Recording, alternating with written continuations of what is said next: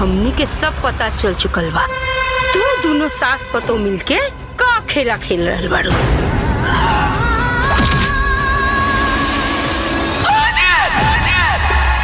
अपन जमीन के खातिर हमने अपन जान लगा दी। तो हमने 3 पोस्ट हमने कुछ ना बिगाड़ पाले। तो तेरी हवाई पतो से हमने का हो।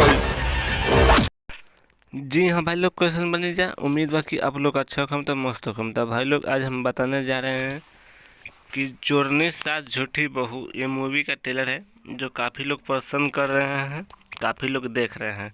बहुत पारिवारिक ट्रेलर है जो लास्ट में इनको हंसी बढ़ता है और ज़मीन बेच देता है। तो आप लोग नहीं देखे हैं तो जाकर देखिए और बताइए कि कैसा है। तो बहुत जल्द ये मूवी आने वाला है बी4 भोजपुरी से। तो अभी ट्रेलर देखकर एथिक कीजिए, सब बहुत जल्द आएगा।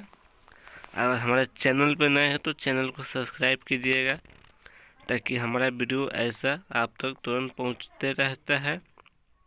तो ये दोनों चोरनी रहती है सन और बदनाम होती है बहू, घर में जाकर ज़मीन के कागज़ चुराता है सन। और देखिए आगे क्या होता है।